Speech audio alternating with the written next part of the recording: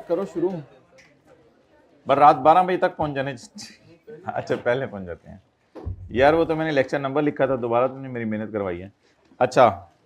अच्छा my dear, एक बड़ा खूबसूरत सा चैप्टर था, आपके साथ वाले से कम खूबसूरत, चैप्टर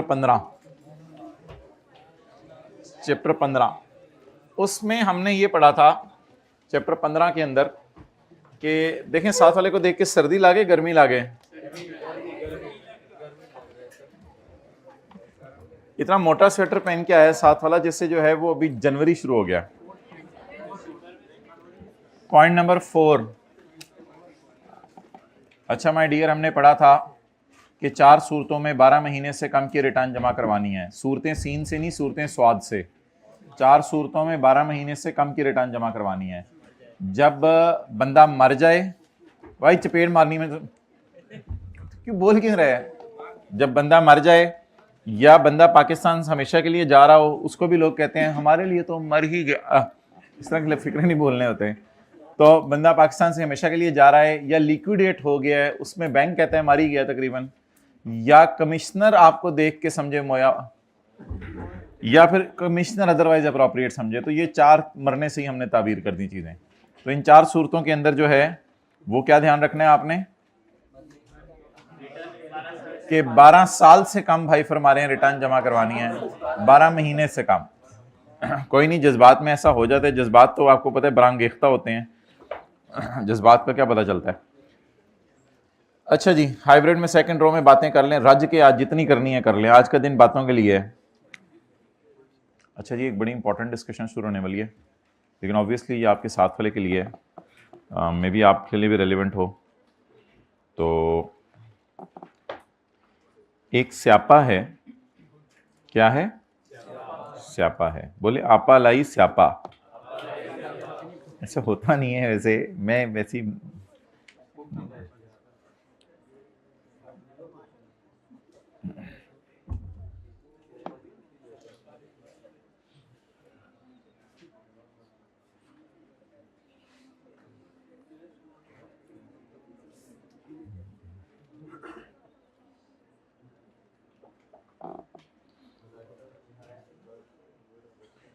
अच्छा जी,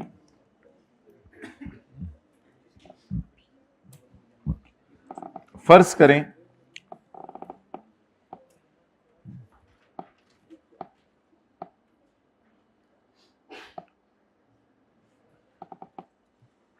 ये क्या चल रहा है, 2024 चल रहा है ना। आज क्या तारीख है? 11 दिसंबर 24। 11 दिसंबर 24। ये चीनमिन चीनमिन करने वाले को जरा चुप कराएं। चीनमिन चीनमिन चाइना से है ये। 24, 23, 22, 21, 20, 19, 18, 17, 16, 15, 14, 13। जो बंदा, मैं एक ही दफा बात करूंगा, जो बंदा पिछले 5 साल से मुसलसल रिटर्न जमा ना करा रहा हो, आपके मोहल्ले में एक डॉक्टर साहब हैं, वो निहायत बुरा बच्चा है। जो बंदा पिछले 5 साल से मुसलसल रिटर्न जमा ना करा रहा हो, कुछ लोग होते हैं रिटर्न जमा ही नहीं करवाते, जो बंदा पिछले 5 साल से मुसलसल रिटर्न जमा ना करवा रहा हो, कमिश्नर उससे पिछले 10 साल की रिटर्न सजा के तौर पे मांग सकता है। जुर्म क्या किया इसने? मुसलसल 5 साल से रिटर्न जमा।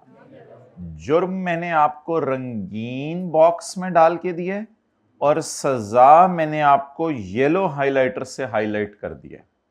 अल्हम्दुलिल्लाह आप एक पॉजिटिव चीज नोट कर रहे हैं कि इसने 2013-14 की रिटर्न भी जमा नहीं कराई हुई, लेकिन इससे 2013-14 की रिटर्न हम नहीं मांग रहे क्योंकि बहुत देर होगी, अब इतनी पुरानी बातें उसे कहां याद होंगी। जो बंदा मुसलसल 5 साल, कई ऐसे भी लोग होते हैं जो रिटर्न पूरी पूरी जिंदगी कमाते रहते हैं, रिटर्न जमा कराए बगैर मर जाते हैं, 50-50 साल रिटर्न जमा नहीं करवाते। तो जो बंदा मुसलसल 5 साल रिटर्न जमा ना करवाए, उसको सजा दी जाएगी येलो लाइन वाली। येलो लाइन वाली सजा क्या है? उसको येलो लाइन पे जाके मारा जाएगा? नहीं, उसको उससे 10 साल की रिटर्न मांगी। हाँ, 2016 की रिटर्न ना मांगे, इसने जमा कराई हुई है, शायद टेक आपको नजर आ रहा है। अच्छा, हमारे मोहल्ले में एक इंजीनियर था, वो निहायत बुरा बच्चा नहीं था, वो बुरा बच्चा था, निहायत बुरा नहीं था। तो इंजीनियर साहब ने पिछले 5 साल में कभी कभी की रिटर्न जमा करा दी, कभी कभी की नहीं। हर साल इनकम इनकी 6 लाख से ज्यादा ही है, ये याद रखेगा। कभी कभी की जमा करा दी, कभी कभी की जमा नहीं कराई। बोले बार बार, कभी कभी की जमा करा दी, कभी कभी की नहीं कराई, पिछले 5 सालों में। असल में डब्बे का मतलब ये कि 5 सालों को देख के डिसाइड करना है। तो अब अगर ये कभी कभी आवे, कभी कभी ना आवे, मे बी एक दफा आवे, आवे तो सही। अगर ये कभी कभी आवे तो फिर इससे आप पिछले 5 सालों की रिटर्न मांग सकते हैं। अब इससे ये नहीं कहा जाएगा कि बेटा तुम 2019 की रिटर्न भी लाओ, 2018 की रिटर्न भी लाओ, 2015 की रिटर्न भी लाओ। अब इससे पिछले सालों की रिटर्न नहीं मांगी जाएगी, ये कहेगा बहुत पुरानी बातें होंगी, मुझे भूल गई। लेकिन जो बहुत बुरा बच्चा होगा उससे पिछले 10 सालों की रिटर्न मांगी जाएगी। जो बुरा बच्चा होगा उससे पिछले, तो जो कभी भी नहीं आएगा वो 10 सालों की रिटर्न लाए। ये क्रॉस और टिक क्या शो कर रहे हैं कि इसने इसी साल रिटर्न जमा नहीं कराई थी। ठीक है, cross means no return filed by taxpayer, TP. No return, cross का मतलब ये, और टिक का क्या मतलब है? Return is filed. अच्छा, अगर मुसलसल 5 साल रिटर्न जमा ना कराएं तो कितने सालों की मांगी जा सकती है? 10 सालों की। और अगर 5 साल में किसी एक साल भी जमा करवा दें तो बेनिफिट क्या अवेलेबल है कि इन सालों की रिटर्न इससे और इन सालों की रिटर्न इससे नहीं मांगी जा सकती। ओके, चलें साइड पे होके थोड़ा नोट कर लें, थोड़ा सा साइड पे होके।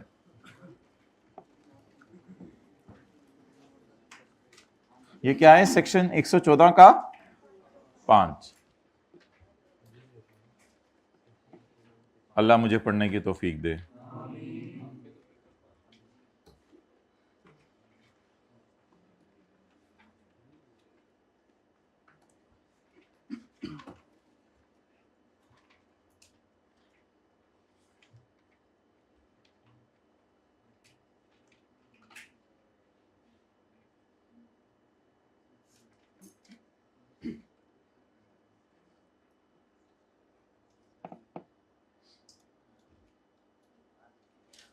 चलें जी, मतलब ये कि आगे चले ना। डॉक्टर को फारग कर दिए, चलें अब इंजीनियर की तरफ आ जाएं।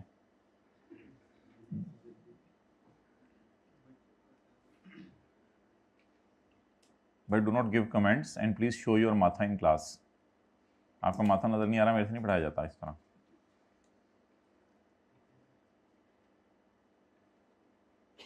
अच्छा चलो, इसके बाल कटवाओ यार। भाई पर्सनल कमेंट उनको दिए जा सकते हैं जो बर्दाश्त कर लेते हैं। आई नो किसको देना है किसको नहीं देना, डोंट जनरलाइज इट। एक भाई कह रहे डेट से गुड़िया नहीं कह रहे मुझे ना देना।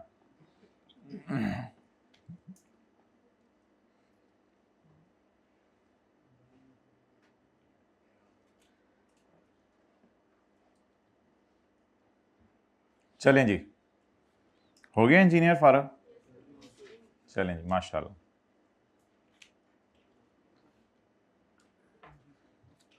जो बंदा सलसल, सलसल या मुसलसल, मुसलसल, सलसल, जो बंदा सलसल 5 साल ना आए तो फिर इसको 10 साल की फेंटी लगा सकते हैं।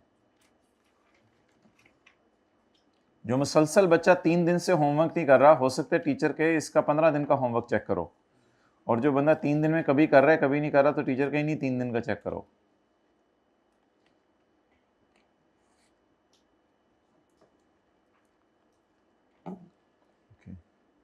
चलो चलिए दुनिया दी उस नुखड़े। You want to go to Dunia Di Us Nukhre? Okay, let's go with me. But we are going at a place where there are so many bande.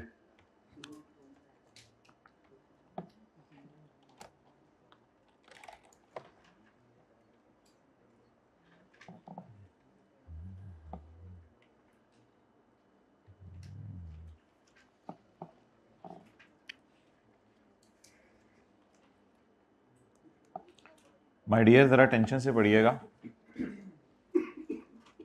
If a person has, कौन सा point पढ़ा हूँ मैं? 5। बस ना अब जान लेनी है डायग्राम की, डॉक्टर इंजीनियर ने खुद बाहर आ जाना है अब। If a person has not file return for any of the last 5 years, ये कौन है? If a person has not filed the return for any of the last 5 years। भाई अगर आप इस तरह इंग्लिश नहीं समझेंगे जिस तरह मैं पढ़ा रहा हूं और अभी भी डायग्राम नोट करने के चक्कर में पड़े रहेंगे तो डायग्राम तो नोट हो जाएगी, कॉन्सेप्ट कभी भी जिंदगी में नहीं समझ आएगा। If a person has not filed return for any of the last 5 years, अगर किसी एक की भी जमा नहीं करवाई तो आपके घर ना नोटिस आया करेगा, कमिश्नर एक नोटिस भेजेगा। Notice may be issued for 1 or more last 10 years, तो नोटिस आपके घर भेजा जाएगा 10 सालों के लिए। 1 or more उसने इसलिए लिखा है, देखें अब ये अगेन समझना नहीं है, बस डायग्राम नोट करने पे फोकस करना है। मैं इस वक्त समझा रहा हूँ, मैं कह रहा हूँ समझ लें, फिर दूसरों से बातें हो रही हैं, फिर भी अंग्रेजी नहीं समझ आनी, फिर घर जाके पढ़ें जी। इफ़ अ पर्सन, और समझाने वाले भी आगे समझा रहे हैं, ये तो इफ़ अपना फोकस करें, बस छोड़ें। If a person has not filed return for any of the last 5 years, अगर डॉक्टर ने किसी एक साल के भी रिटर्न, जहां एनी ऑल के माने में है, if a person has not filed return for all of the last 5 years, यहाँ एनी ऑल के माने में है, और एनी यहाँ इस माने में कि तुमने किसी एक की भी जमा नहीं कराई, यहाँ एनी किसी एक की भी जमा नहीं कराई, तो एनी ऑल के माने में है यहाँ। If a person has not furnish return for any of the last 5 years, किसी एक साल में भी तुम नहीं आए, तो नोटिस नोटिस किस चीज का? Notice to demand return. Notice में क्या मांगा जाएगा? Notice to demand return. इस चैप्टर में तो बड़ा जरूरी है चीजें लिखना, वरना तो ऐसे आपकी घुमाइयां फिरनी है घर में। Notice to demand return may be issued for 1 or more last 10 years। Completed का लफ्ज़ तो इसलिए लिख रहा है ना कि देखें मैं 11 दिसंबर 24 को खड़ा हूं यहां पे आज, तो कंप्लीटेड साल तो 24 और उससे पिछले वाले हैं ना, यानी कि अगर मैं 11 दिसंबर 24 को खड़ा हूं तो 2025 की रिटर्न तो नहीं मैं मांग सकता उससे, वो तो खत्म ही नहीं हुआ। रिटर्न सिर्फ किस साल की मांगी जा सकती है? कंप्लीटेड ईयर की।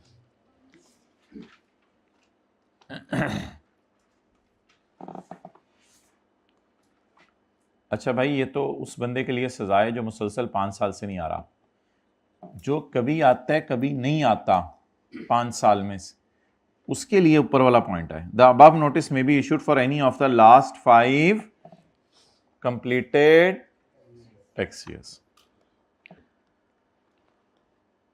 अच्छा, ये अब निहायत बुरे बच्चे के लिए है और ये वाली बुरे बच्चे के लिए है।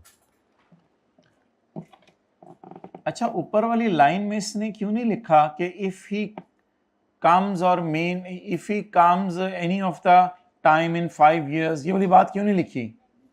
क्योंकि जब नीचे वाले में वो लिख गया था, नहीं नहीं नहीं नहीं, ये तो सजा बता रहे हैं माय डियर, ये बोंगी मार रहे हैं आप, ये तो सजा बता रहे हैं। मैं पूछ रहा हूं कि जुर्म नहीं लिखा ऊपर वाले पॉइंट में। ऊपर वाले पॉइंट में अगर किसी को अंग्रेजी समझ आती है तो माशाल्लाह उससे पता होगा ऊपर वाले पॉइंट में जुर्म नहीं लिख रहा, नीचे वाले पॉइंट में जुर्म पढ़े लिखा हुआ है। If a person has not filed return for any of the, अच्छा पहले जरा पॉइंट 4 पढ़ें। पॉइंट 4, अगर एक बंदा फर्निश रिटर्न ना करे, if a person has not furnished the return, तो क्या सजा देनी है इसको? ये तो जुर्म हो गया। Commissioner may require him to file it, ये सजा है। कमिश्नर से कहेगा बेटा ले आओ, तो जुर्म को हाईलाइट करें, सजा को हाईलाइट करें। If a person has not furnished return, what is this? जुर्म। ओहो, मैं कह रहा हूं व्हाट इज दिस कहते हैं कमिश्नर में, व्हाट टू डू में तो नहीं कह रहा यार कि क्या नाश्ता कराया करें। If a person has not furnished return, इसका क्या मतलब है? अगर एक बंदे ने रिटर्न जमा तो ये इज अ जुर्म। सो सजा क्या है? Commissioner may require him to जमा कराए, commissioner may require him to file it, तो कमिश्नर आगे से कहेगा कि जमा कराए। कमिश्नर कैसे कहेगा? व्हाट्सएप पे मैसेज भेजेगा, by WhatsApp voice note, by WhatsApp video note, hi I am commissioner, how you, I want to meet you, और बस वीडियो खत्म, जिससे वो समझ जाएगा। नहीं, कमिश्नर नोटिस भेजेगा, उसके घर क्या भेजेगा? नोटिस भेजेगा। उसे क्या कहेगा? रिटर्न कितने से में जमा करवाओ?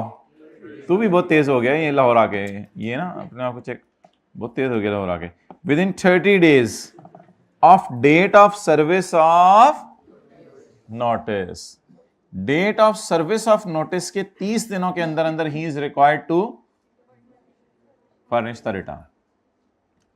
सो व्हाट इज जुर्म लेट आने पे? If a person has not furnished a return, अगर एक बंदे ने रिटर्न जमा, तो commissioner may by notice require him to file it. अब सारे याद करें, if a person has not furnish return, the कॉमी मे, हाथ ऐसे करके, द कॉमी may require him to furnish it within 30 days of date of service of notice, date of service of notice. Commissioner may allow a longer period or a shorter period.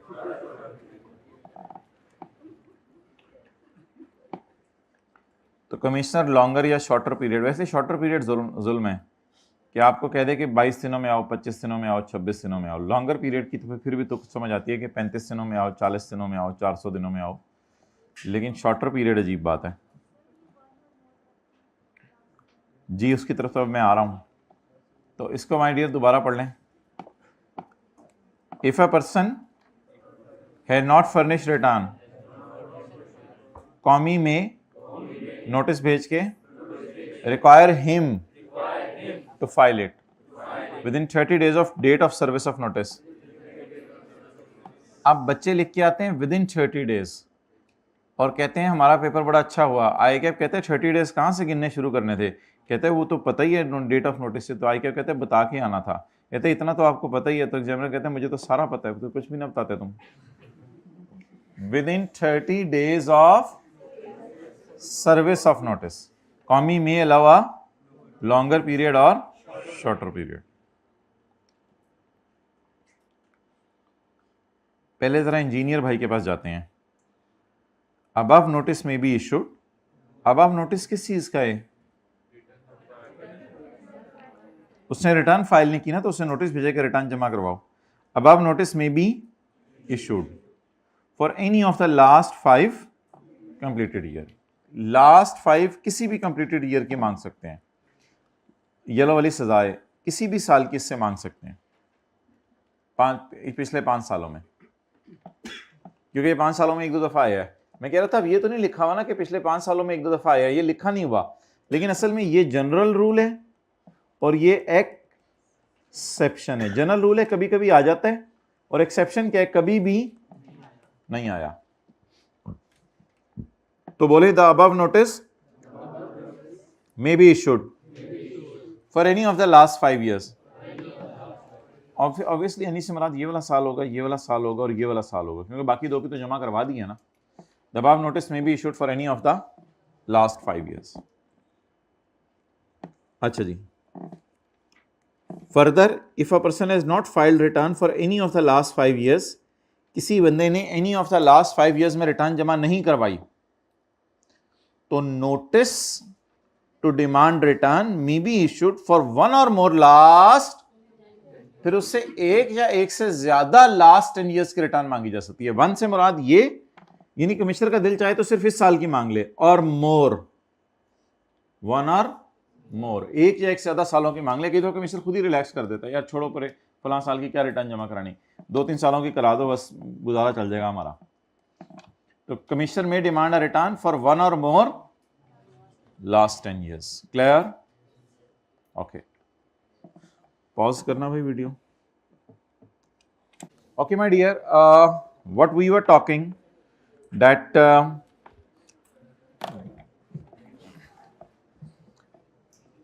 अगर एक बंदा मुसलसल, भाई ये पिछले 25 minute से लगे हुए हैं, इसलिए बार बार इसकी अंग्रेजी याद करना मकसूद है, इसलिए 25 मिनट से लगे हुए हैं।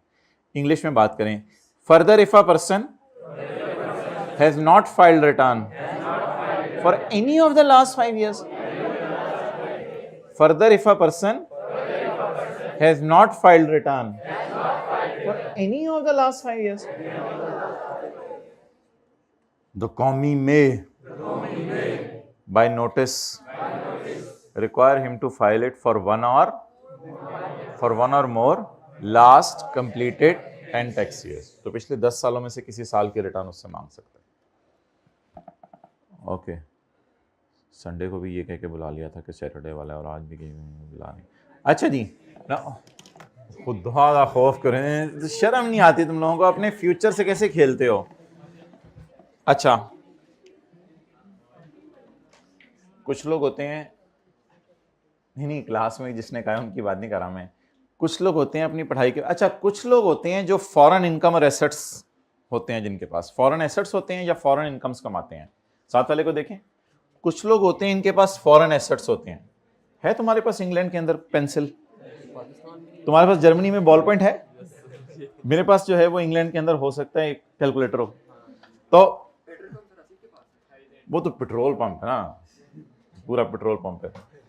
तो दैट मेरा सरासी से है इस वजह से मैं, अच्छा पेट्रोल, अगर किसी के फॉरेन इनकम है या फॉरेन एसेट्स हैं तो उससे 10 साल से ज्यादा की रिटर्न भी मांगी जा सकती है। The time limit provided above shall not apply, मतलब लेकिन 10 साल से ज्यादा की रिटर्न मांगी जा सकती है। The time limit provided above shall not apply, मतलब लिखिए 10 साल से ज्यादा की रिटर्न भी मांगी जा सकती है। बेटा इधर, the time limit provided above shall not apply, उससे 10 साल से ज्यादा की रिटर्न भी मांगी जा सकती है। अम्मी मैं तो इस दफ़ा इस तरह पढ़ा हूँ जैसे फरवरी में पढ़ता था मैं। अम्मी मेरे पेपर बहुत करीब आ गए हैं। बेटा अभी 2.5 महीने पड़े हैं, 3 महीने। अम्मी आपको नहीं पता मेरा, अब प्लीज़ मैं आपके ख्वाबों की ताबीर, भाई no comments please. The time limit provided above shall not apply, 10 साल से ज़्यादा की रिटर्न भी मांगी जा सकती है। ये कौन है? ये बुरा बच्चे या निहायत बुरा बच्चे या इतना बुरे कि लोगों ने भी ये बुरा कहना छोड़ दिया है? हाँ, अब देखते ही आपको पता चल जाता है कि ये वो है। तो इफ कौमी इज मुतमईन that person who fail to furnish the return has foreign income और ओन फॉरेन इनकम, ओन नहीं की जा सकती, इनकम कमाई जाती है। Has foreign income and own foreign assets. ये हाइब्रिड में लास्ट रो में 2 स्टूडेंट्स कैसे गायब हो गए एकदम? 2 को कैसे कोई काम पढ़ सकता है? There is something अजीब here going on and no one stopped them from the whole class. सारी क्लास खड़ी हो जाए जी प्लीज, हाइब्रिड प्लीज, ये तो सारी क्लास खड़ी हो जाए। No one stopped them. बैठ से, जज़ाकल्लाह। अच्छा जी, पॉइंट नंबर 6, अब जरा आने दें। पॉइंट नंबर 6,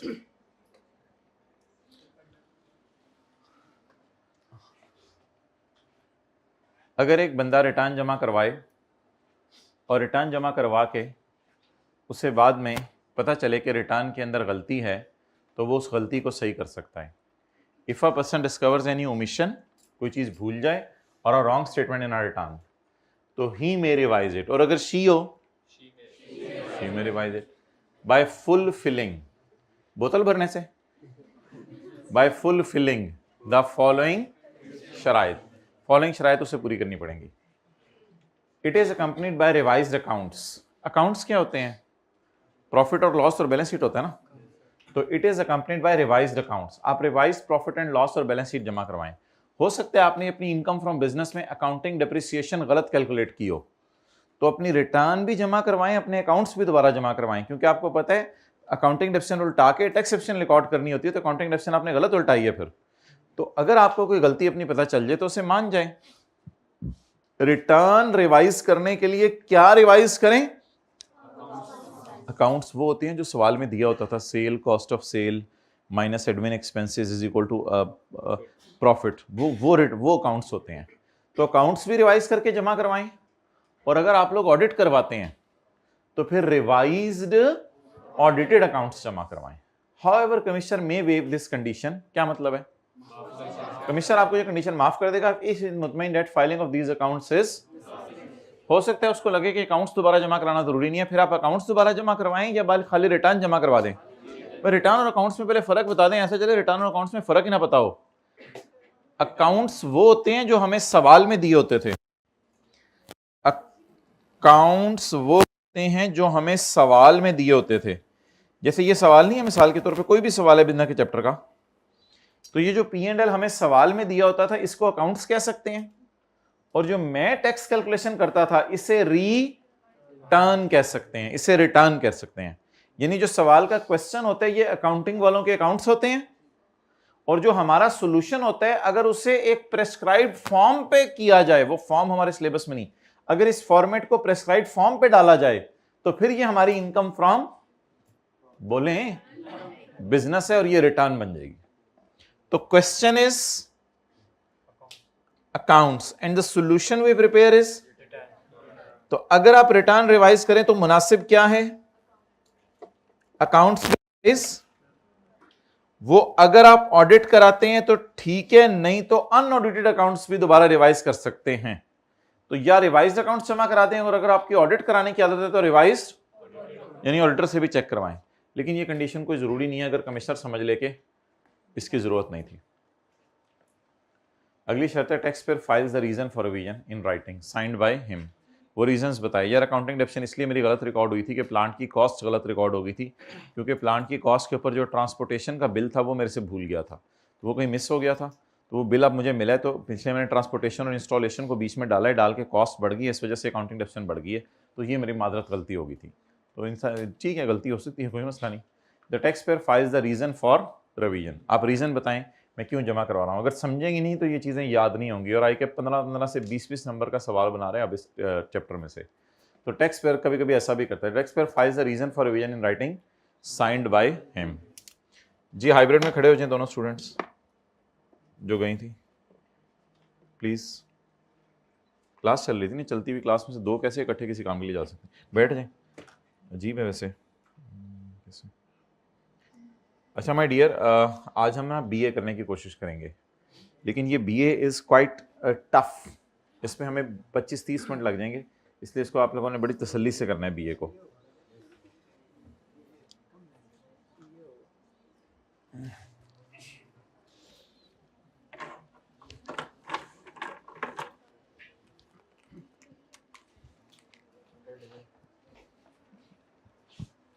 किताब, अच्छा आप लोगों ने किताब की तरफ नहीं देखना, स्क्रीन की तरफ नहीं देखना, साथ वाले की तरफ तो देखना ही नहीं होता एंड तक।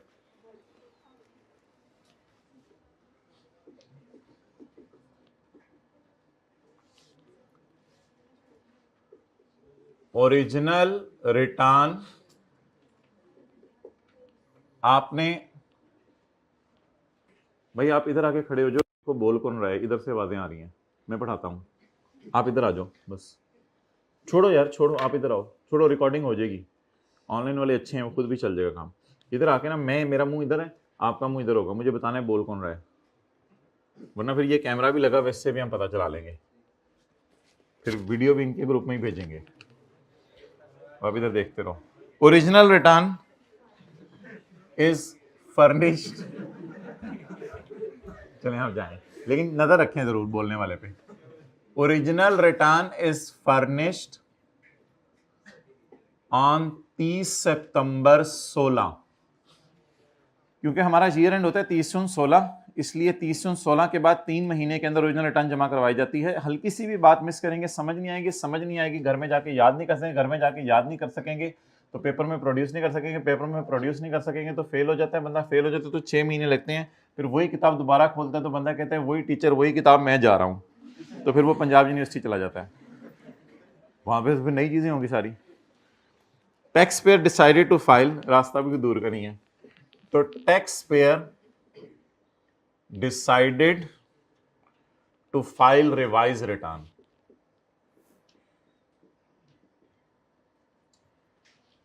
ठीक है। 30 सितंबर 16 को जब आपने पहली दफा रिटर्न जमा करवाई तो थोड़े अरसे बाद आपको ख्याल आया कि इसमें कोई गलती थी, तो आपने सोचा मैं इसको जाके क्या कर दूं, रिवाइज कर दूं। तो taxpayer decided to file a revise return on 15 October 16, 1.5 महीने के अंदर, बहुत भारी है, 1.5 महीने के अंदर टैक्स पेयर ने सोचा कि मैं रिटर्न को क्या कर दूं, रिवाइज। तो लॉ मेकर कहता है कि आप तो बहुत जल्दी आ गए हो रिटर्न रिवाइज करने, बड़ी अच्छी बात है, आपको बहुत जल्दी ख्याल आ गया, लोग गलती कर देते हैं और बड़ी देर बाद माफी मांगते हैं, बीच में मौत भी आ जाती है कईयों को। तो आपने तो गलती करके जल्दी माफी मांग ली है मेरी नजर में। सितंबर में आप रिटर्न जमा करा के गए और 1.5 महीना नहीं बल्कि तो 15 दिन बनते हैं, 15 दिन बाद आपको ख्याल आ गया कि इसमें क्या है, गलती है। तो वो कहते हैं कि आप जो है वो काफी जल्दी आ गए हो, तो आप ऐसा करो, आप रिटर्न ना कमिश्नर के पीएन को देके चले जाओ, वो कमिश्नर को आपकी रिवाइज रिटर्न खुद ही जमा करा देगा। बस इसकी जरूरत नहीं है कि आप कमिश्नर के दफ्तर का दरवाजा खोलो, अंदर जाओ, कमिश्नर को दिखाओ गलती, फिर कमिश्नर से इजाजत मांगो, सर ये गलती होगी मेरे से माफ कर दें, आइंदा नहीं करूंगा। कहते हैं इन चक्रों में पढ़ने की जरूरत नहीं, आप रिलैक्स करो, आपको मैं कोई लंबे चक्रों में नहीं पढ़ा, आप तो जल्दी आ गए, जल्दी जल्दी तौबा कर लिया, आज बस उसके पीएन को दे देना, अंदर जमा करा देगा, आप जाओ, छुट्टी आपकी। अब आप रिलैक्स रहें, आप बहुत जल्दी आ गए हैं। नो अप्रूवल ऑफ कॉमी इज रिक्वायर्ड। ये क्या कर रहे हैं हम, बी है, पॉइंट नंबर कौन सा, बी है। तो इसमें आपको कमिश्नर की इजाजत की जरूरत नहीं है। अच्छा, ऐसा भी तो हो सकता है कि आपको ये ख्याल लेट आए, 15 January 17 tax paid decided to file revise return on 15 January 17, इसको 15 जनवरी 17 को ख्याल आए। अब रिलैक्स नहीं, अब आ जाओ जरा, अब आप बहुत लेट आए हो, अब आप तकरीबन 3.5 महीने बाद आए हो रिटर्न रिवाइज करने के लिए, काफी देर बाद आपको आपकी गलती पता चली है, साथ वाले के कंधे का कोई कसूर नहीं है, इधर अटेंटिव रहें। अच्छा, आप लेट आए हो, मेहरबान देर कर दी आते आते या मेहरबान जल्दी आ गया, देर कर दी आते आते, पता नहीं मेहरबान क्यों है फिर। अच्छा, तो बहुत सी चीजें मार्केट में चल रही हैं जो जिसका वजह पता नहीं है क्यों चल रही हैं। सुबह का नाश्ता भी कई जगहों पे चल रहा होता है, हालांकि वो नाश्ता भी काफी है। अच्छा, आप इनकम इसमें ज्यादा करके लाए हो, यानी इस दिन आपकी इनकम 15 लाख थी, इसमें आप 20 लाख करके लाए हो, इनकम अपनी क्या करके लाए हो, ज्यादा करके लाए हो।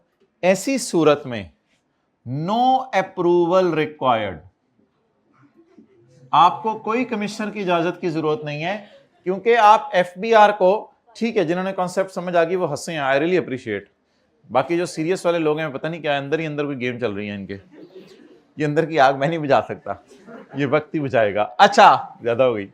नो अप्रूवल इज रिक्वायर्ड, तो अगर आप इनकम ज्यादा करके आ रहे हैं तो गवर्नमेंट को फायदा हो रहा है, तो ऐसी सूरत में अप्रूवल की जरूरत नहीं है।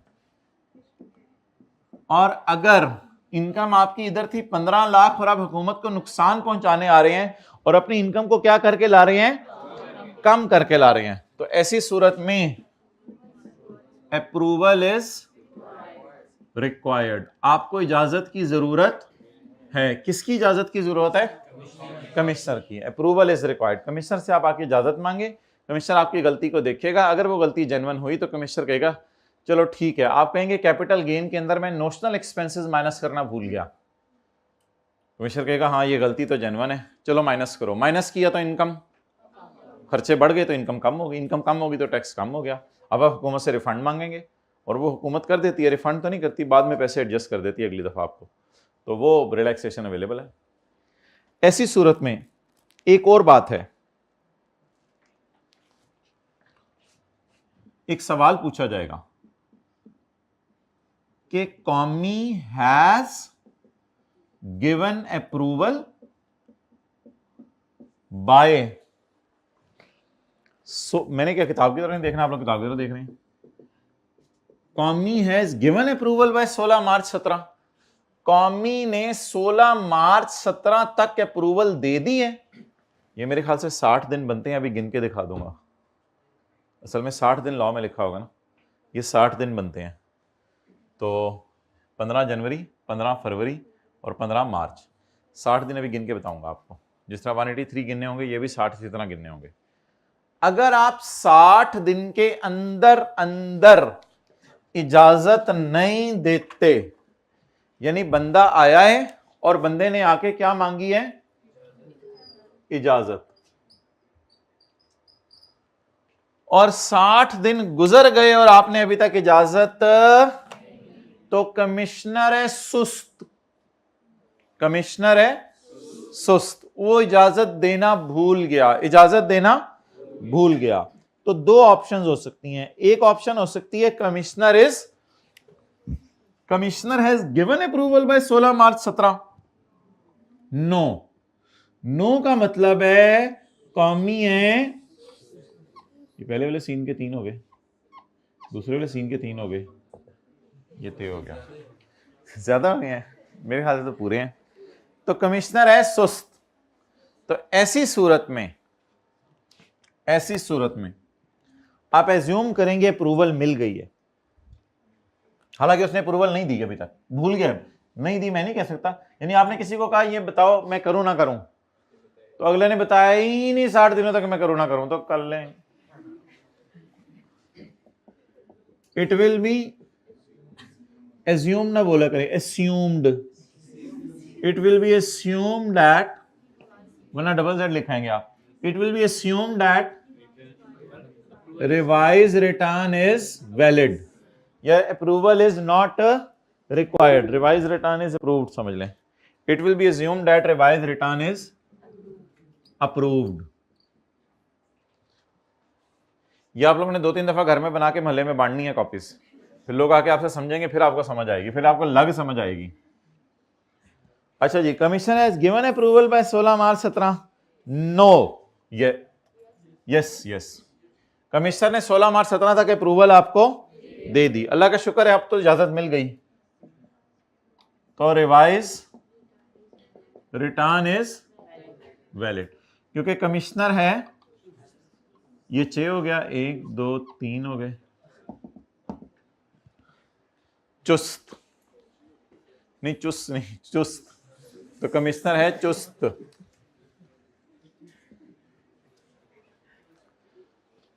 अच्छा, एक अगली ऑप्शन भी हो सकती है कि कमिश्नर ने 60 दिनों के अंदर अंदर डिसअप्रूव कर दी, वो मैं नहीं बना रहा, वो ऑब्वियसली फिर डिसअप्रूव होगी। एक अगली ऑप्शन भी हो सकती है कमिश्नर डिस, 3 ऑप्शन हो सकती है ना, या 60 दिनों में इजाजत दे दे कम करने की इनकम, या 60 दिनों में इजाजत ना दे, वो मैंने बात नहीं लिखी यहां, वो इंप्लाइड है। और तीसरी बात, 60 दिनों में इजाजत देना या ना देना भूल जाए। 3 ही ऑप्शन हो सकती है ना। आपने अगले को कहा ये कर दो, या वो करे, या कहा कर दो, उसने कहा मैंने नहीं करना, या तीसरी ऑप्शन करना भूल जाए। ये 3 ऑप्शन हो सकती हैं, लेकिन मैंने तीसरी डिस्कस नहीं की। मैंने कहा आपने इजाजत मांगी, अगर उसने दे दी तो इजाजत दे दी, रिटर्न इज वैलिड, और अगर वो इजाजत देना भूल गया तो भी रिटर्न इज। और तीसरा सिनेरियो क्या बन सकता है, आपने इजाजत मांगी और उसने 60 दिनों में कह दिया मैं इजाजत नहीं देता, तो फिर आपको इजाजत नहीं मिली, वो लिखने की जरूरत नहीं, वो तो ऑब्वियस सी बात है, फिर कहां से इजाजत आपको मिली। ठीक है जी, अब इस डायग्राम को थोड़ा सा बेहतर करते हैं। आप इनकम बढ़ाने लाएं या लॉस को कम करने के लिए आए, तो आपको अप्रूवल की जरूरत नहीं है, और आप इनकम कम करने आए, लॉस बढ़ाने के लिए आए, तो आपको अप्रूवल की जरूरत है। अच्छा, अब इसकी वजह क्या है इनकम और लॉस वाली, ये मैं आपको बता देता हूं।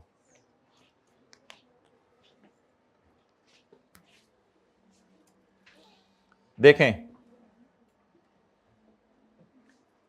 इनकम बढ़े या लॉस कम हो, गवर्नमेंट हैप्पी होती है।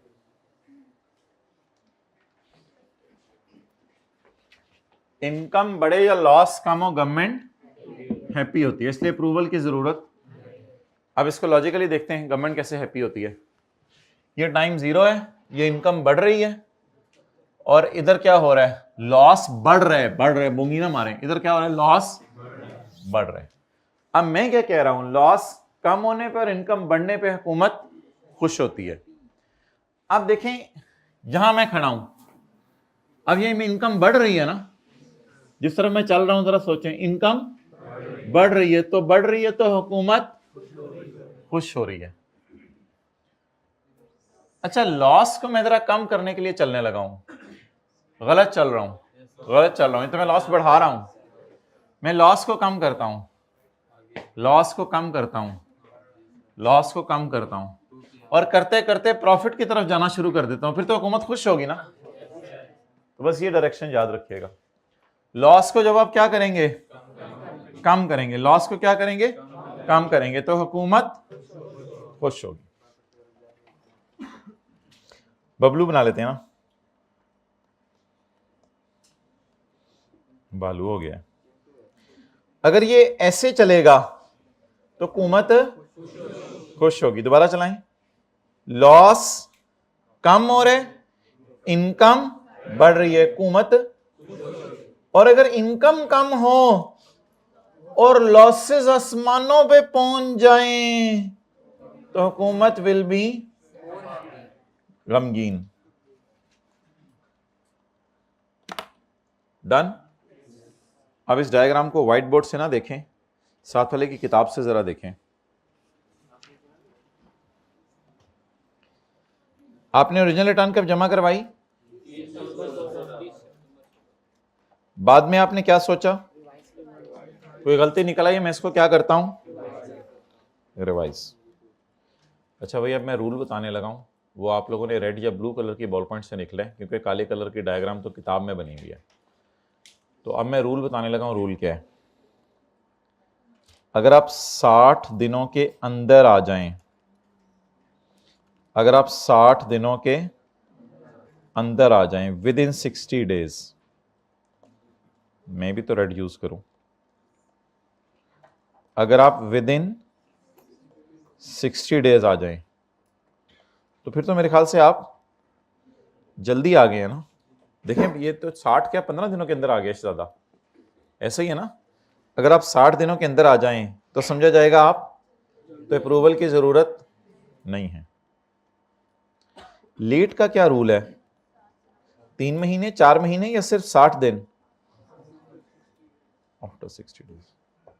अगर आप 4 महीनों के, तो सॉरी 60 दिनों के बाद आए तो क्या सजा मिलेगी? तो फिर ऐसी सूरत में ना सवाल पूछा जाएगा। कितना लोगों ने ये दोनों बातें नोट कर ली? जरा हाथ खड़ा करें हाइब्रिड में प्लीज। ये पहली रो सेकंड रो में ऐसा ना करें ना, मतलब ये हदों की क्लास चल रही है, नोट नहीं हो रहा। अगर आप 60 दिनों में आ जाएं तो आप समझ जाइएगा जल्दी आ गए हैं। आपको कमिश्नर से इजाजत की जरूरत नहीं, आंखें खोल के क्लास लेनी है, आपको कमिश्नर से इजाजत की जरूरत। लेकिन इसमें एक बात याद रखिएगा, इधर चाहे इनकम आप कम करके भी ला रहे हो तो कोई टेंशन नहीं है, इधर कोई टेंशन नहीं है। चाहे इनकम बढ़ रही हो, चाहे इनकम, कोई मसला नहीं, कोई इजाजत की जरूरत नहीं है।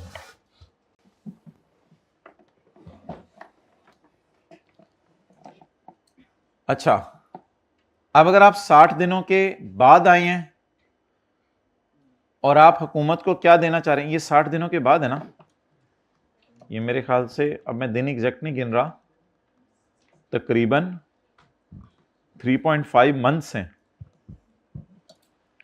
और ये तो 0.5 मंथ है, तो वो जल्दी आ गए थे आप। तो अगर आप 60 दिनों के बाद आए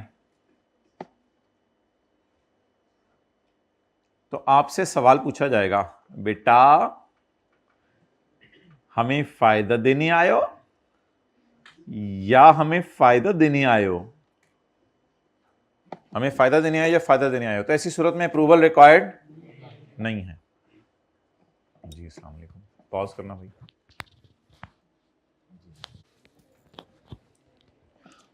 और माय डियर, अगर इनकम कम हो या लॉस तो गवर्नमेंट को क्या होगा? गम होगा। तो क्या करें, क्या करें? Approval is required. Dear okay,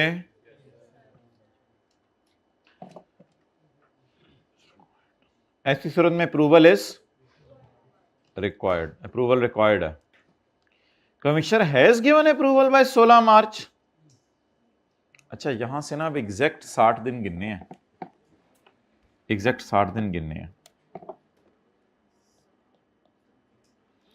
जनवरी के गिनना शुरू करें, 16 से गिनना है, 15 नहीं गिनना।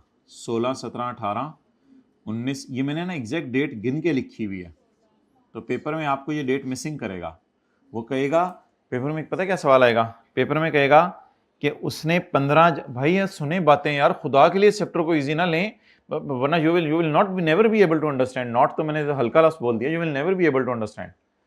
अगर 15 जनवरी 17 को, बिल्कुल एक डिफरेंट दुनिया शुरू हो गई है अब इस चैप्टर में, और बड़ी मजे की दुनिया है।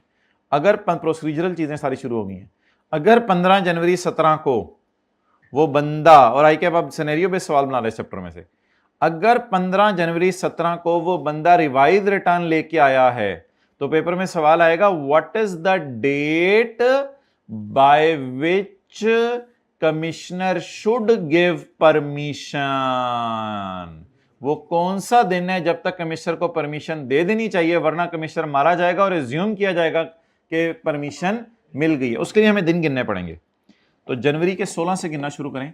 16, 17, 18, 19, 20, 21, 22, 23, 24, 25, 26, 27, 28, 29, 30, 31। कितने बन गए? पहला महीना ऐसे सवालों में आपने गिनना होगा उंगलियों पे, और आखिरी महीना गिनना होगा कैलकुलेटर पे। आज के बाद इस तरह का सिनेरियो लाखों दफ़ा आएगा।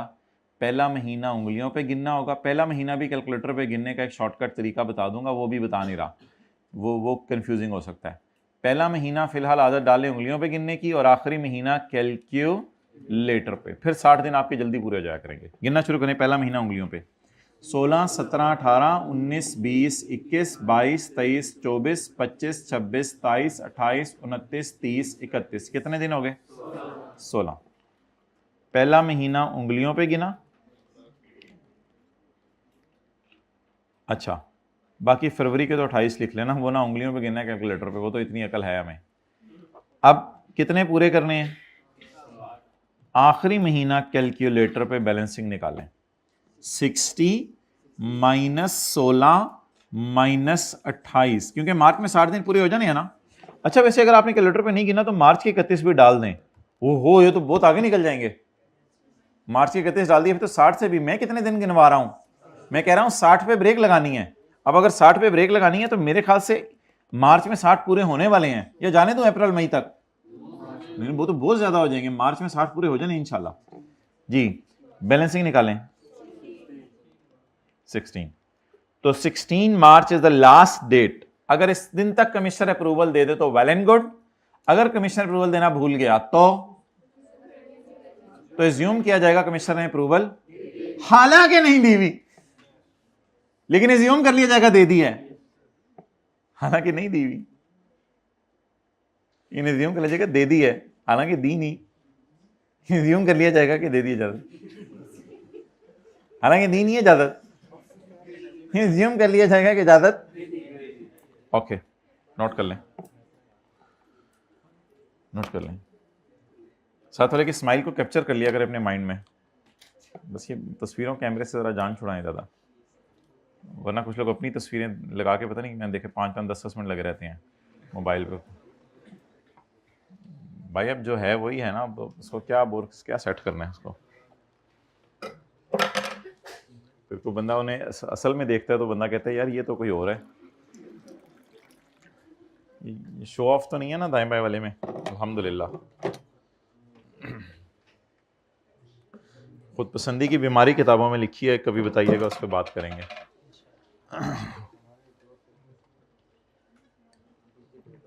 आप इजाज़त देते हैं फिजिकल ग्रुप्स में अगर कोई खुद पसंदी पे मुझे मौजू मिल जाए तो मैं शेयर कर लूँ? हाथ खड़ा कर दें। चलें, अगर मिल जाए तो मैं इंशाल्लाह शेयर कर लूँगा, ताकि मेरे लिए भी ज़रा सेटिंग हो जाए ना। हर बंदा ही बीमारी में मुब्तला है। ओके, कौमी हैज गिवन अप्रूवल बाय 16 मार्च। कौमी ने 16 मार्च तक अप्रूवल दे दी है, तो फिर तो बहुत अच्छी बात है, रिटर्न इज वैलिड। और अगर देना भूल गए, एज्यूम करेंगे। नो का क्या मतलब है? फॉरगॉट। कौमी फॉरगॉट, जिसको हमने सुस्त कौमी लिखा है। आपको पता है सुस्त बंदा हमेशा भूल जाता है चीजें।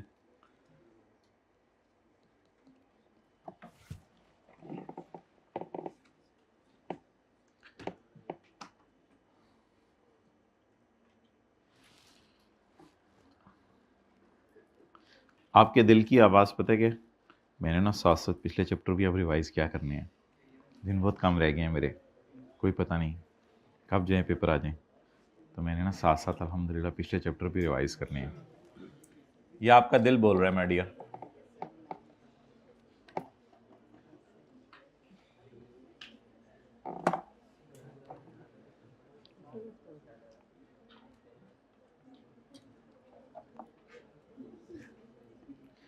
अच्छा यार, अब ना हम थोड़ा सा ना इसको लिंक करेंगे चीज़ों को। मैं इस सिनेरियो का नाम रख रहा हूँ अलिफ। इस सिनेरियो का क्या नाम रख रहा हूँ? इस सिनेरियो का नाम अलिफ रखें, और मैं ऊपर आके ढूंढता हूँ कि ये थ्योरी में कहाँ लिखा हुआ है जो मैंने याद करना है घर जाके। लिख लिया नाम अलिफ? आपके तो आमने सामने पेज है ना। अलिफ माय डियर, अलिफ माजरत की बात है, थोड़ा सा एंड पे उसने डाला है अलिफ को। अलिफ अल्हम्दुलिल्लाह नो इजाजत ऑफ कॉमी इज रिक्वायर्ड। बोलें जरा सारे, अल्हम्दुलिल्लाह नो इजाजत ऑफ कॉमी इज रिक्वायर्ड। अगर अगर क्या हो, अगर क्या हो, अगर taxable income is more then, ज्यादा हो जाए, देन देखता हूं देन किसके किसके मुकाबले में कर रहा है वो। Taxable income is more than और loss is less than. Declared का लफ्ज याद करें जरा। Declared, declared. अब बोलें, taxable income is more than और loss declared is less than. Determined, determined under original return. Determined under section 120 का मतलब क्या है, ये सेक्शन 120 आने दें, मैं वहां बता दूंगा। फिलहाल डब्बा डाल के आप अपनी आसान अंग्रेजी लिख लें आगे। डिटरमिन्ड अंडर, यार मुकाबला ओरिजिनल रिटर्न से ही नहीं होगा। ओरिजिनल कौन सी वाली है, खराब वाली है या रॉन्ग वाली है ना? वही की बात है, खराब वाली रॉन्ग वाली है ना ओरिजिनल। ओके माय डियर, पहला सिनेरियो बताएं जब इजाजत की जरूरत नहीं है। Taxable income declared is more than और loss declared is less than. Determined under section I really, let me, I got it.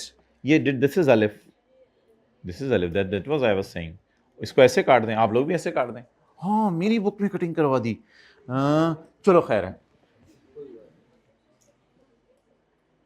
Done. चलें आगे।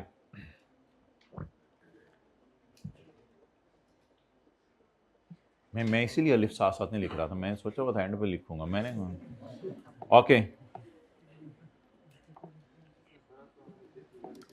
अब भाई आगे चलें। It is accompanied bye approval of commissioner.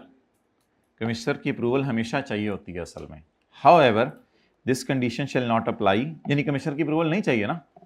If revise return is filed with in, ये अब अल्हम्दुलिल्लाह वो है जिसको हमने गलती से अलिफ लिखा था, बे। ये है वो वाला बे। बे फॉर बकरी। बकरी कैसे बोलती है? हाइब्रिड में भी जरा ऊंची से एक दो स्टूडेंट्स करें। ओके, शर्माते बहुत हैं। अच्छा, याद करें सारे। It should be accompanied by approval of commissioner.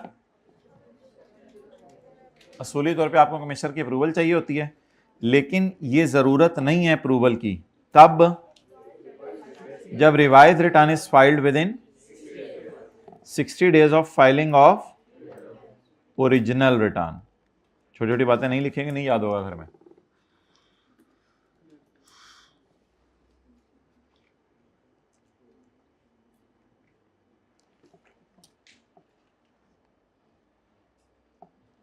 और ये है मेरे भाई अलिफ बे पे। पे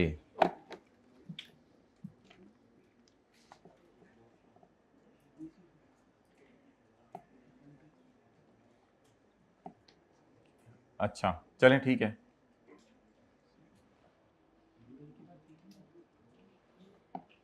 पे,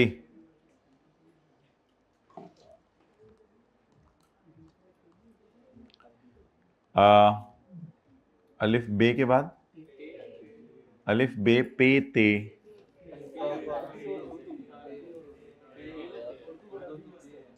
उर्दू में है ना?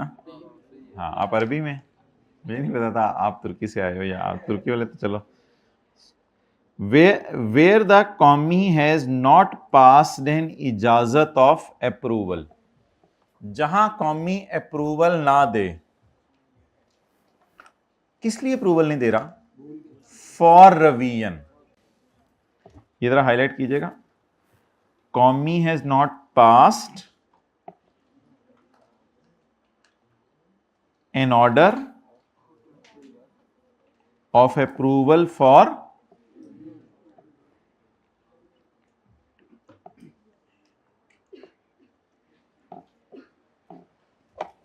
कौमी हैज नॉट पास्ड, क्या क्या he has not passed an order, कौमी has not passed an order, किस लिए?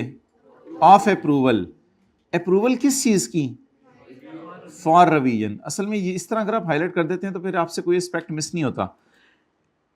Where the commie has not passed an order, order किसका? अप्रूवल का। किसकी अप्रूवल? किस चीज की? For revision. Revision of what? Revision of return. Within 60 days from the date revision was requested. Within 60 days from the date revision was requested. What is the date revision was requested?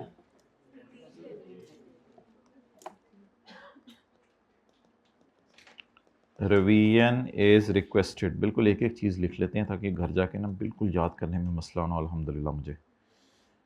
It is the date when revision is requested. इसके 60 दिनों में आप इजाजत देना भूल जाएं।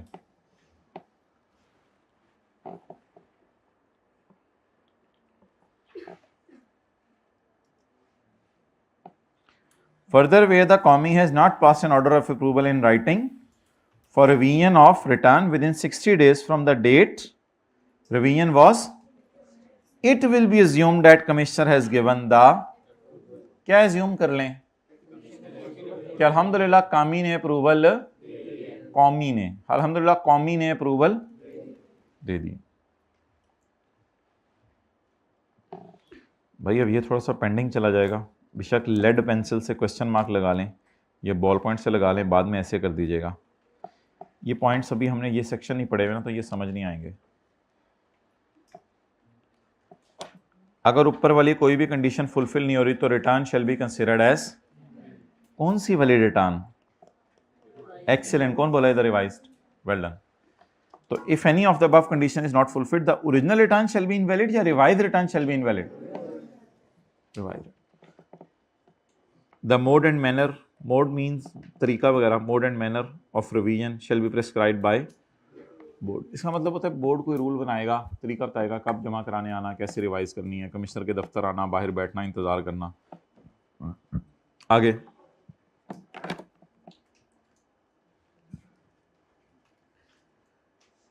Commissioner इजाजत कब दिया करेगा? कमिश्नर इजाजत जब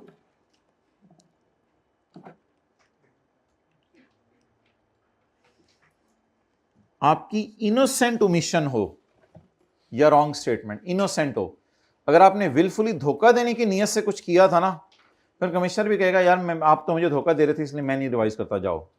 कमिश्नर इजाजत तब देगा जब आपने इसको बोनेफाइड को भोलापन कह सकते हैं, भोलापन। आपको सुना नहीं कभी कि खानदान में किसी का नाम है भोला, यानी बिल्कुल ही मलंग टाइप होता है वो गलती से उससे बेचारे से काम हो जाते हैं। ठीक है, साथ वाले को देख रहे हैं। कमिश्नर शेल ग्रांट दी इजाजत in case of innocent omission. अगर विलफुल है, इसका ऑपोजिट विलफुल है, तो ऑपोजिट नहीं लिखना आपने, इसका मतलब लिखना है।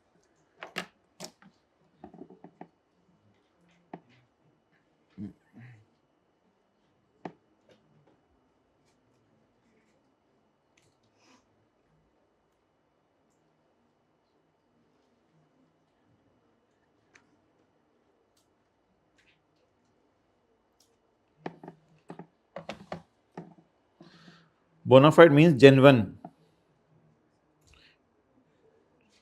Something that is real, true and without any intention to deceive, वही बात होगी, without any intention to deceive. भोलापन मेरे ख्याल से ठीक है, कोई मसला नहीं। इंटेंशन टू डिसीव ना हो आपकी, बस भूल से होगी वो गलती। लेकिन आईके का पेपर नहीं आप रिवाइज कर सकते यार, वो भूल से रह गया था यार, वो ना गलती हो गई थी, ये फिगर गलत लिखी गई थी, चल 12।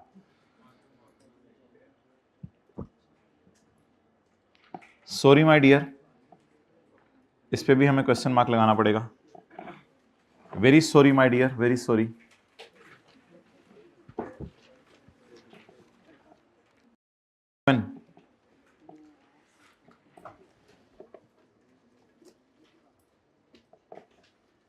अगर बहुत से लोग रिटर्न जमा करवा रहे हैं तो एफबीआर वालों का सिस्टम और नादरा का सिस्टम लिंक्ड है, तो एफबीआर वाले नादरा के सिस्टम से कुछ चेक नहीं करते कि इसने साइन सही किए हैं या नहीं सही किए।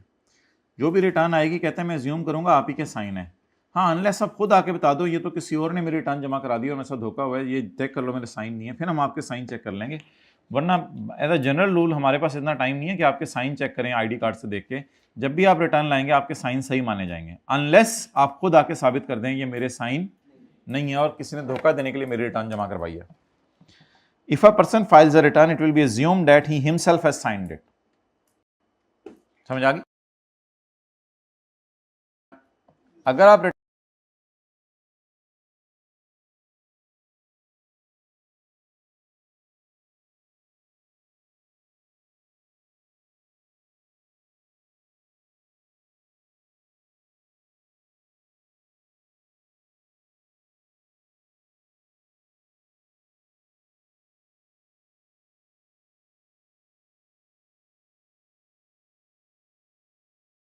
रिटर्न जमा करवा दें तो समझा जाएगा आप ही ने साइन किए हैं, अनलेस क्या लिखें, हाँ आप अगर खुद आके कहते हैं ये मेरे साइन नहीं है तो फिर ठीक है, अनलेस ही प्रूव्स अदरवाइज का मतलब लिखें।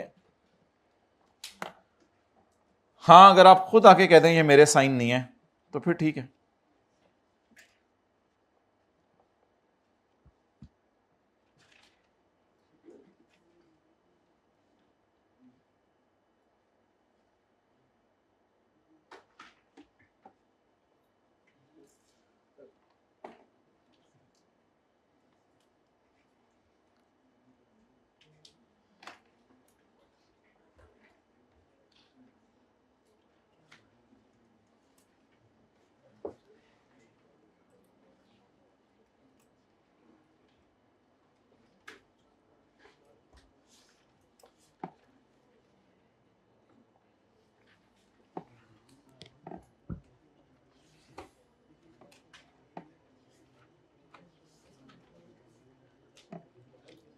चलें जी,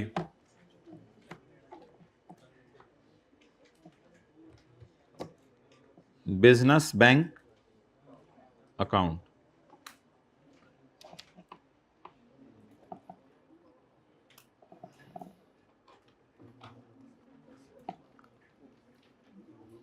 हर टैक्स पेयर के लिए कमिश्नर को बताना जरूरी है कि मेरा बिजनेस बैंक अकाउंट कौन सा है, used by the tax payer for business transactions. तो बिजनेस बैंक अकाउंट बता दें कि मीज़ान बैंक इचरे के अंदर जो है गली नंबर 4 में सेकंड फ्लोर के ऊपर जो है वो दूसरे कमरे के अंदर जो बैंक खुला हुआ है उसमें मेरा बिजनेस बैंक अकाउंट है, बैंक ही है।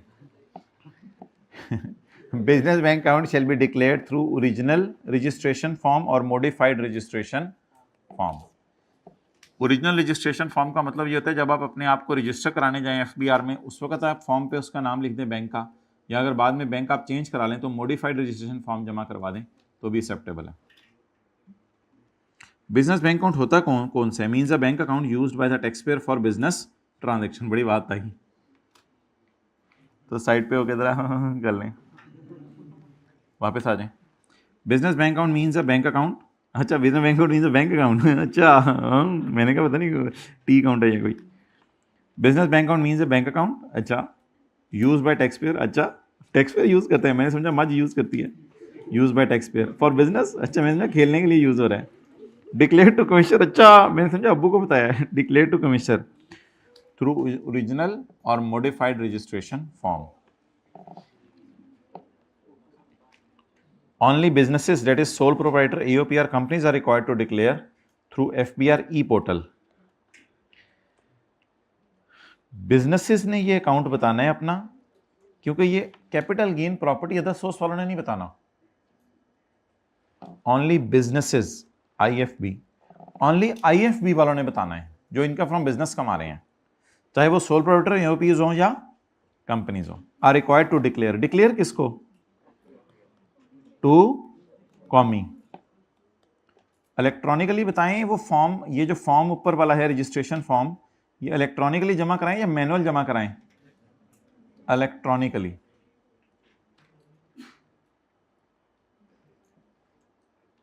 लेकिन अगर आपने अपना बिजनेस बैंक अकाउंट हुकूमत को ना बताया तो क्या नुकसान होगा? जितने खर्चे आपने उस बैंक अकाउंट से किए हैं, चाहे क्रॉस चेक बना के किए हैं, सारे डिसअलाउ हो जाएंगे। And expenses incurred for business purpose shall be inadmissible, हालांकि बिजनेस के खर्चे होंगे, shall be inadmissible while computing income from business under section 21 की रोशनी में वो सारे खर्चे अलाउ हो जाएंगे या डिसअलाउ हो जाएंगे? डिसअलाउ हो जाएंगे। अच्छा जी, आखिरी बात पढ़ें एक, तो फिर इसके बाद किसी और चीज की तरफ आते हैं। बोलें सारे। फोन बंद, सिम बंद, बिजली बंद, गैस बंद, सैरें बंद। अच्छा बोलें जी, बोलें सारे। फोन बंद, सिम बंद, बिजली बंद, गैस बंद। ये स्टोन एज में ले जाएंगे बंदे को फिर। फोन बंद, सिम बंद, बिजली बंद, गैस बंद, सैरें बंद, फॉरेन ट्रेवलिंग बंद। पाकिस्तान में पार्कों में घूम सकते हैं आप। क्या कर दिया इस बंदे ने ऐसा? सर प्लीज मुझे बताएं क्या कर दिया इसने ऐसा? कहीं मैंने ना कर दिया हो, कहीं कल मेरी बिजली बंद हुई हो। सर इसने क्या किया? इसने बंदा मारा? सर प्लीज बताएं सर ऐसा ना करें सर।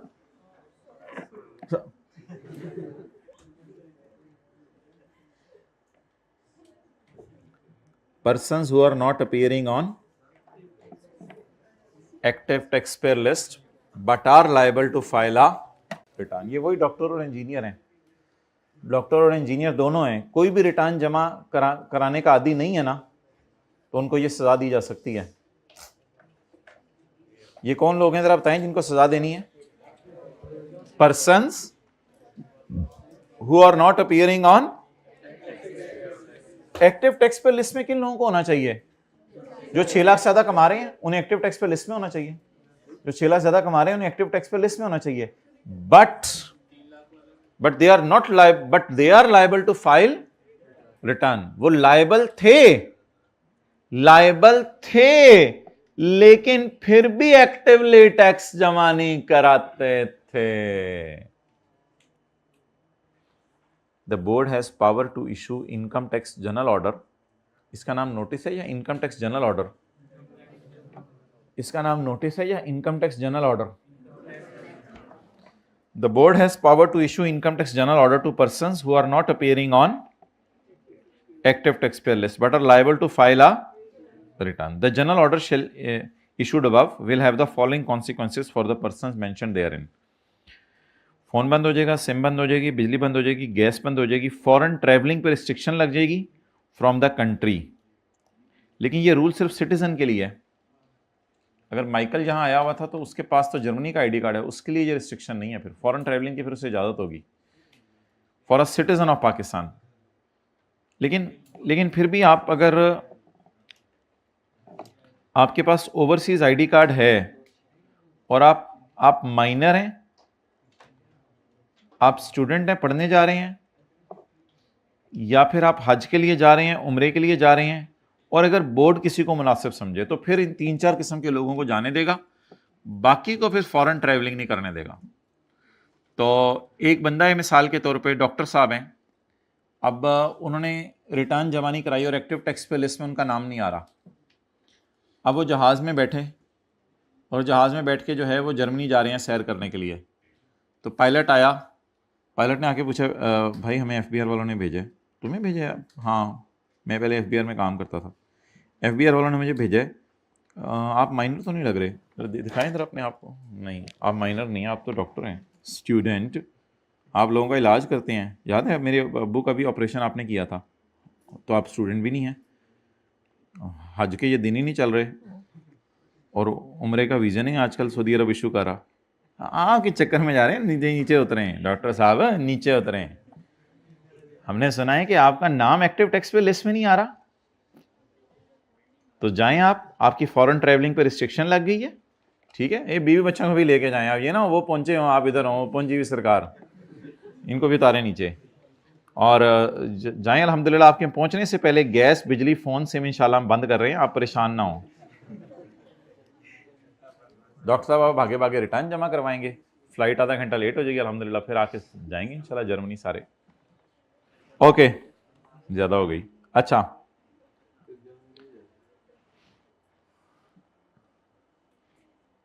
दबाउड चलें छोड़ें, बस मैंने कहा था काफ़ी हो गई है और ना पढ़ें। चैप्टर नंबर 5 पे आए, क्वेश्चन नंबर 7। साथ वाले के कंधा जो है ना, पेज 65।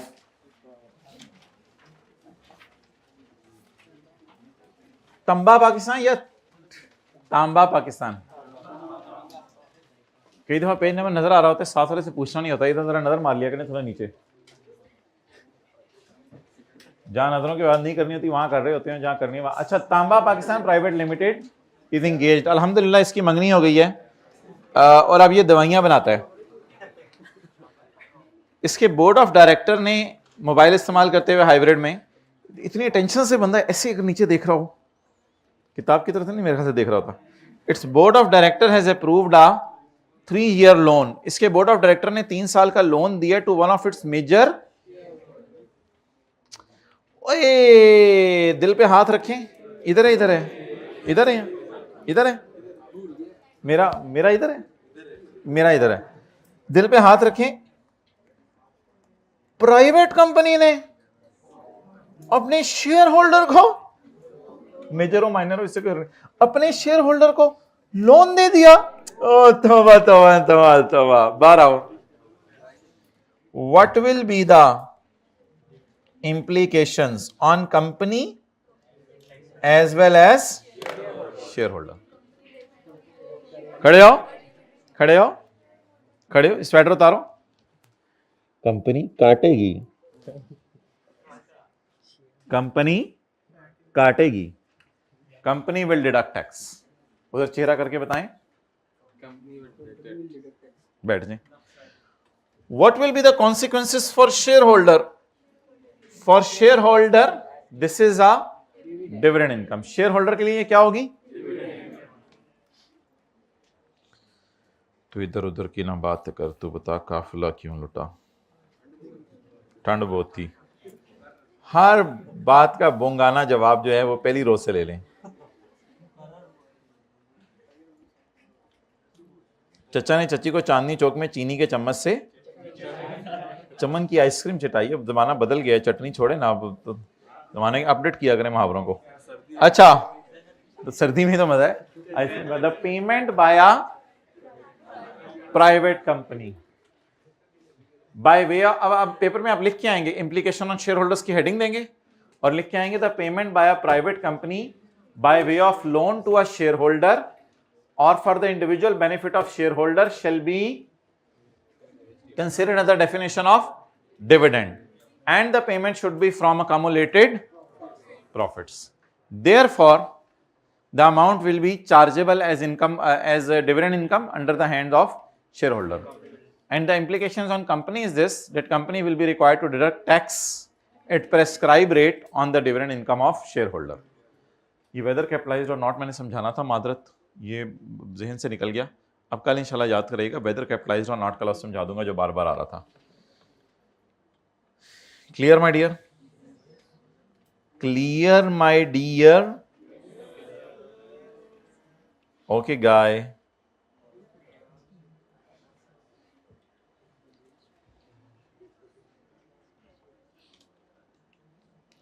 A company engaged, सारी engagements हमारी क्लास में नहीं है. Company engaged in manufacturing activities had decided to provide a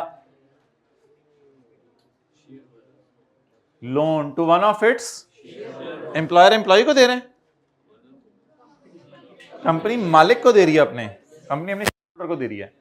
Explain the tax implication on the company as well as shareholder. Oh, if the company is a private company, बोले जरा, if the company is a private company and if the company is an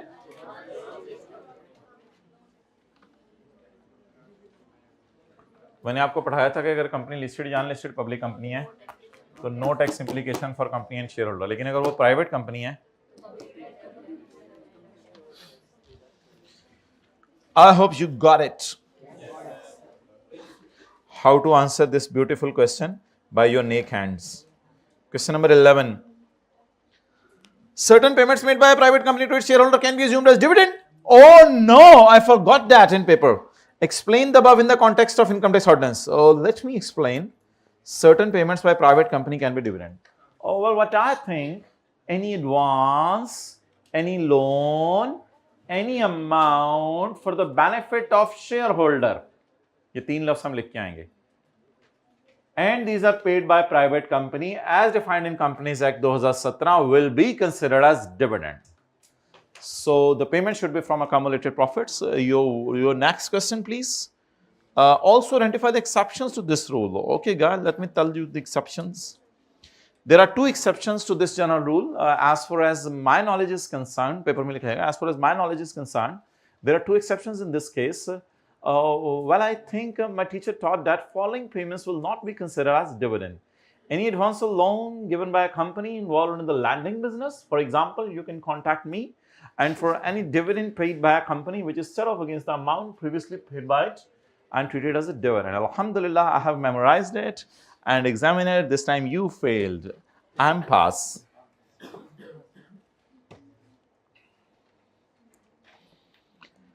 Well, what is the difference between public company and private company? The main difference is it starts with PU and it starts with PR. Okay. 15 ka B. Certain time of payment by private company to shareholders a dividend. Oh. Under the Khalaji Ordinance, those are state the conditions necessary for application of this rule and the exceptions to this rule. Well, there is a condition here that the payment should be from accumulated profits. This is a very big condition. And the second condition is the private company is a company as defined in Companies Act 2017. So I think there are two conditions. The company should be a private company as defined in Companies Act 2017. And the second condition is the payment should be from accumulated profits. If these two conditions are fulfilled, then any advance, loan or payment for individual benefit of shareholder shall be considered dividend. As far as exceptions are concerned, so I hope you have heard what I have said in question number 11. So that is sufficient. Jamal Putter is a doctor, alhamdulillah, is planning to establish a hospital as a non-profit idara. Discuss the condition that should be complied with by Dr. Jamal under the Income Tax Ordinance 2001. Income Tax Ordinance 2001 की रोशनी में जमाल कौन सी conditions पूरी करे? जमाल सबसे पहले अपनी बीवी जमालिया से मिले और उसको कन्विंस करे कि अब तुम्हारा जेवर और मेरे पैसे सब जाने लगे हैं और अब हम नॉन प्रॉफिट इदारा बनाने लगे हैं.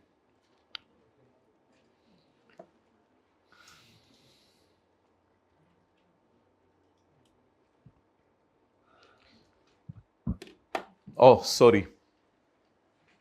Non-profit organizations mean an organization other than individual.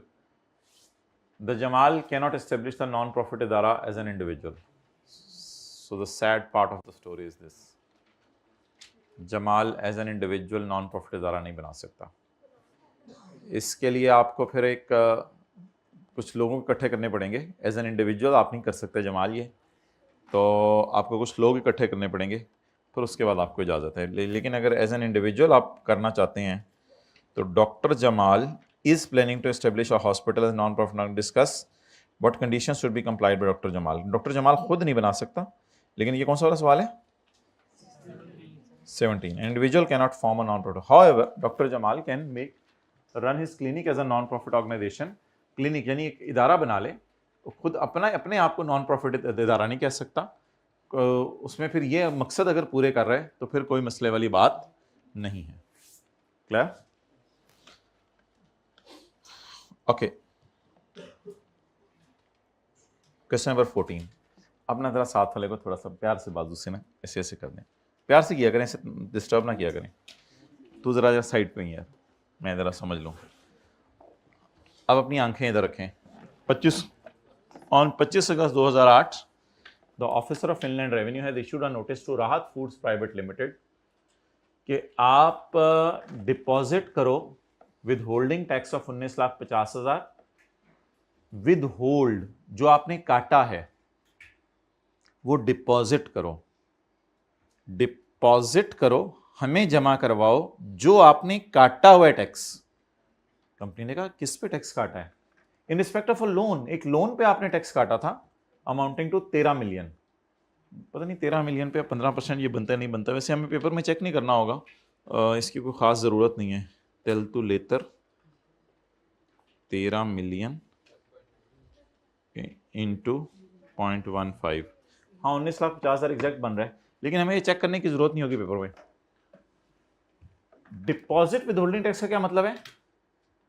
With hold कर लिया हुआ तुमने, अब हमें आके क्या कर दो। अच्छा, ये जितने सिनेरियोज हम पढ़ते हैं टैक्स काटो, तो ये टैक्स काट के इन्होंने घर लेके जाना होता है कंपनीज ने, या हुकूमत को जमा कराना होता है? कॉलेज वाले अगर सरासी की सैलरी पे टैक्स काटे तो क्या करना होता है? जमा कराना होता है। कहां जाके? भैंस के मुंह में, FBR को। Deposit withholding tax of 19,50,000 in respect of loan of 13 million given to Nadeem. ओए, लोन दे दिया शेयर होल्डर को प्राइवेट कंपनी ने। ये तो प्राइवेट कंपनी ने शेयर होल्डर को लोन दे दिया।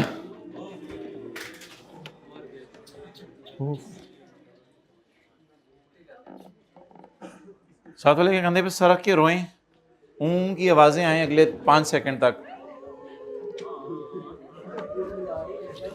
जल्दी जरा, जल्दी रोएं।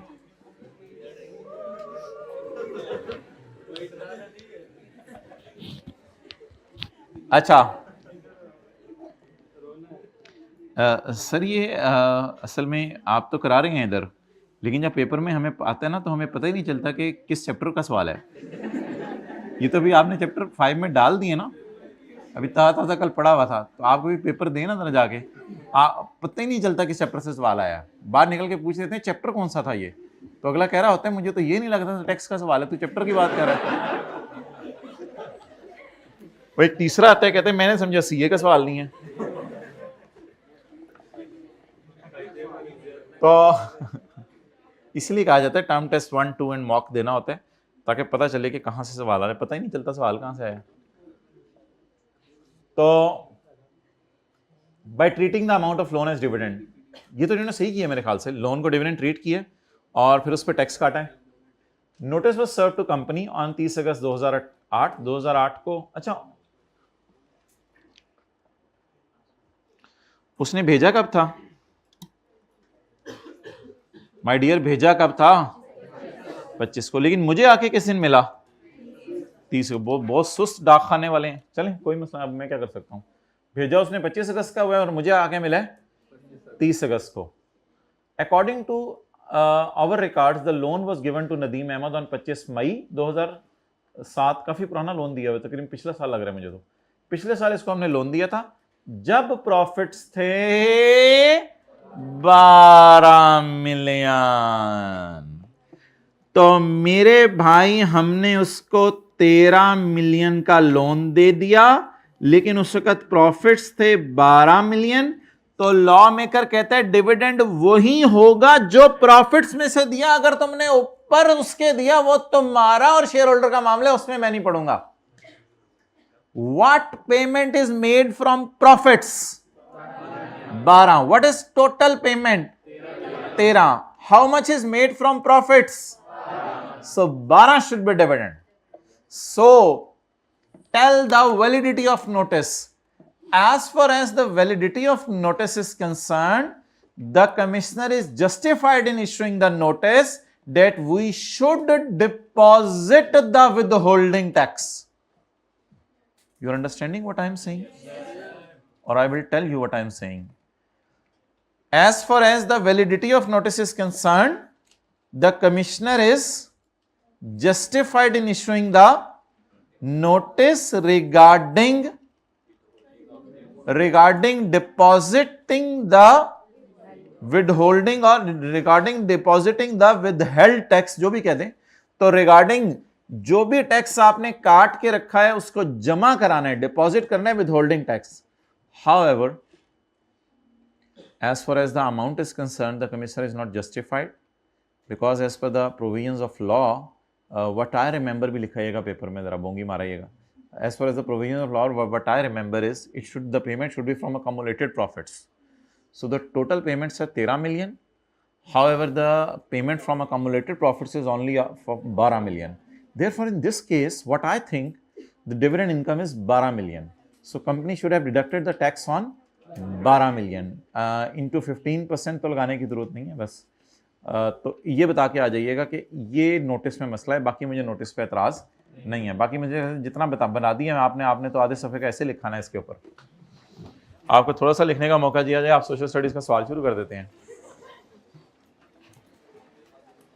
बंद कर दो.